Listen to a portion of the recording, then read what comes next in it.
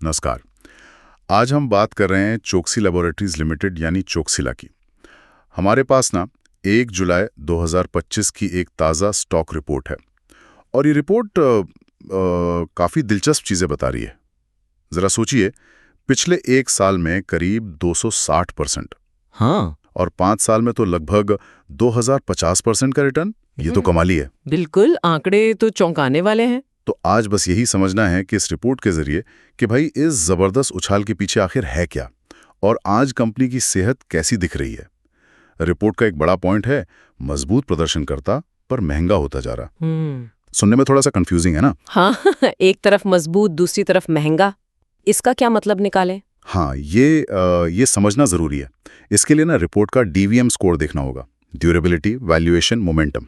DVM? ठीक है। तो पहले ड्यूरेबिलिटी, डी मतलब मजबूती स्कोर है 1800, जो काफी ऊंचा है। 80? ये तो बहुत अच्छा है। जी, इसका मतलब है कंपनी का ट्रैक रिकॉर्ड अच्छा रहा है, कमाई और कैश फ्लो में स्थिरता है और कर्ज भी लगता है काबू में है। हाँ, और इस मामले में ये अपने सेक्टर की जो टॉप कंपनियां हैं, जैसे डॉक्टर लाल पैथलैब्स वगैरह। हाँ बिल्कुल, उनके बराबर ही खड़ी हैं। अच्छा, 80 का स्कोर तो वाकई मजबूत लगा। लेकिन फिर वो महंगा वाला पेंच कहाँ से आया? वो आता है वैल्यूएशन स्कोर से। वो है सिर्फ 4200। ओह, 42। ये तो काफी कम है 80 के मुकाबले। हाँ, मध्यम है। ये साफ इशारा है कि स्टॉक सस्ता तो बिल्कुल नहीं है। इसका पी रेशो देखिए, 90.5 है। 90.5? ये तो इंडस्ट्री में काफी ज्यादा होगा। बहुत ज्यादा है। और रिपोर्ट का पीई बाय सेल जोन इसे स्ट्रॉन्ग सेल जोन में डालता है। Strong sell zone? जी, इसका मतलब है कि ऐतिहासिक रूप से 97.5% टाइम ये स्टॉक इससे कम पी पर ही ट्रेड हुआ है। तो मतलब कीमत शायद जरूरत से ज्यादा बढ़ चुकी है। समझ गया। तो मजबूती है पर कीमत काफी ज्यादा।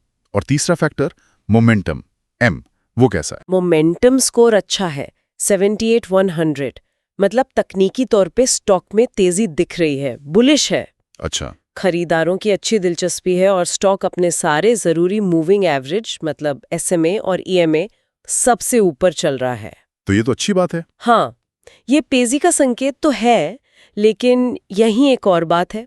आरएसआई और एमएफआई जैसे इंडिकेटर्स है ना। हाँ हाँ। आरएसआई 79.5 है जो ओवरबॉट जोन में है, और एमएफआई तो 86.1, वो स्ट्रांगली ओवरबॉट है। ओहो, मतलब बहुत ज्यादा खरीदारी हो गई है। बिल्कुल, कीमत बहुत तेजी से बढ़ी है और अब शायद जल्द ही इसमें कुछ गिरावट या जिसे करेक्शन कहते हैं वो देखने को मिल सकता है। वाह, तो मतलब कहानी ये बन रही है कि कंपनी की बुनियाद मजबूत है, बाजार में हवा तेज है, लेकिन कीमत बहुत ज्यादा है और अब करेक्शन का खतरा भी मंडरा रहा है। हाँ, कुछ ऐसा ही। ये तो बड़ा मिला-जुला मामला लग रहा है। चलिए कंपनी के फाइनेंशियल आंकड़ों में थोड़ा और गहरे उतरते हैं। सुना है रिपोर्ट में वहां भी कुछ अजीब इशारे हैं। बिल्कुल, फाइनेंशियल पर नजर डालें तो ग्रोथ है। रेवेन्यू पिछले साल के मुकाबले 13.5% बढ़ा है और नेट प्रॉफिट टीटीएम 37.3%। ये तो अच्छा है। हाँ, ये तो ठीक है, लेकिन अगर 2 साल का नेट प्रॉफिट सीएजीआर देखें तो वो माइनस में है, -31.1%। -31%? मतलब पहले गिरावट आई थी। जी, तो कंसिस्टेंसी पर सवाल उठता है। और एक और चिंता की बात यह है कि ऑपरेटिंग प्रॉफिट मार्जिन मतलब कामकाज से जो मुनाफा होता है, हाँ, वो अपने पुराने औसत से तेजी से कम हो रहा है। ओह, तो ग्रोथ है पर शायद टिकाऊ ना हो और मार्जिन भी घट रहा है। और कर्ज और मुनाफे का क्या हाल है? मुनाफे की बात करें तो रिटर्न ऑन इक्विटी यानी आरओई सिर्फ 6.4% है। सिर्फ 6.4%? हाँ, जो इंडस्ट्री के औसत से कम है। मतलब शेयर होल्डर्स के पैसे पर कंपनी उतनी कमाई नहीं कर पा रही। सालाना नेट प्रॉफिट भी सिर्फ 6.5 करोड़ रुपए हैं, जो इंडस्ट्री के हिसाब से कम है। ठीक। और कर्ज के मामले में long term debt to equity ratio 0.6 है। इंडस्ट्री में ये थोड़ा ज्यादा माना जाता है। अच्छा। और सबसे चिंताजनक बात शायद ये है कि वर्किंग कैपिटल मतलब रोजमर्रा के खर्चों के लिए जो पैसा चाहिए, हाँ, वो काफी तेजी से घट रहा है। इससे कंपनी की छोटी अवधि की देनदारियां चुकाने की क्षमता पर असर पड़ सकता है। तो फाइनेंशियल तस्वीर उतनी शानदार नहीं लग रही जितनी ड्यूरेबिलिटी स्कोर से लग रही थी। कुछ ठीक है, पर कर्ज, कम मुनाफा, घटती वर्किंग कैपिटल, ये सब चिंता की बातें हैं। सही कहा। तो रिपोर्ट की अपनी चेकलिस्ट इन सब पर क्या कहती है? कितने पैमाने पर खरा उतरता है स्टॉक? रिपोर्ट की जो ट्रेंड लाइन चेकलिस्ट है उसमें स्कोर 63.6% पास है। 63.6%? मतलब ठीक ठाक ही है। हाँ, मतलब 14 पॉइंट्स पास हुए और 8 फेल। पास होने वाले मुख्य पॉइंट्स वही हैं, ड्यूरेबिलिटी स्कोर, मोमेंटम, प्रोमोटर्स की होल्डिंग स्थिर है और लंबी अवधि में इंडस्ट्री से बेहतर रिटर्न दिया है। ठीक है, और फेल वाले? फेल होने वाले पॉइंट्स भी अहम हैं, जैसे कर्ज कम नहीं है, आरओई कमजोर है, नेट कैश फ्लो पॉजिटिव नहीं है और जैसा हमने देखा पीई बाय जोन में नहीं है, वो तो सेल जोन में है। समझ गया, मिली जुली तस्वीर है यहाँ भी। अच्छा, और कंपनी किसके हाथ में है, मालिक कौन है? हाल में कोई बड़ी खरीद फरोख्त हुई क्या?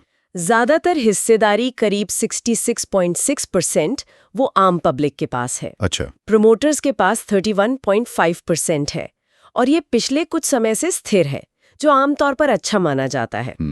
विदेशी संस्थागत निवेशकों FIIs की होल्डिंग बहुत कम है, सिर्फ 1.9%।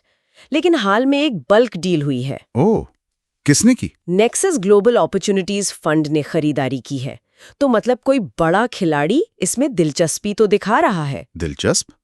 तो अगर सब कुछ समेटें, चॉक्सी लैबोरेटरीज का इतिहास और मौजूदा बाजार का मूड काफी मजबूत दिखता है। रिटर्न भी शानदार रहे हैं। हाँ, वो तो है। पर आज की तारीख में वैल्यूएशन बहुत ज्यादा है, महंगा है, और फाइनेंशियल में देखें तो कर्ज, घटते मार्जिन, वर्किंग कैपिटल, ये सब चिंताएं खड़ी करती हैं। चेकलिस्ट भी मिलीजुली कहानी कह रही है। बिल्कुल सही। एक तरफ है दमदार पिछला प्रदर्शन और मौजूदा तेजी, और दूसरी तरफ है महंगा वैल्यूएशन और फाइनेंशियल मैट्रिक्स में कुछ साफ कमजोरियां। वो जो ऊंचा ड्यूरेबिलिटी स्कोर है वो थोड़ा दिलासा जरूर देता है, लेकिन स्ट्रॉन्ग सेल जोन वाला पीई और ये फाइनेंशियल दिक्कतें सोचने पे मजबूर करती हैं। सही कहा। तो सुनने वालों के लिए एक आखिरी सवाल या सोचने की बात छोड़ जाते हैं। रिपोर्ट देखिए, कंपनी की ऐतिहासिक मजबूती यानी ड्यूरेबिलिटी तो दिखाती है, पर साथ ही घटती वर्किंग कैपिटल और ऑपरेटिंग मार्जिन जैसी हालिया चुनौतियां भी सामने रख रही है। जी। तो ऐसे में कोई कंपनी अपनी पुरानी साख और बाजार की मौजूदा तेजी का फायदा उठाते हुए इन उभरते फाइनेंशियल दबावों से कैसे निपट सकती है? ये संतुलन बनाना कितना मुश्किल हो सकता है, सोचने वाली बात है।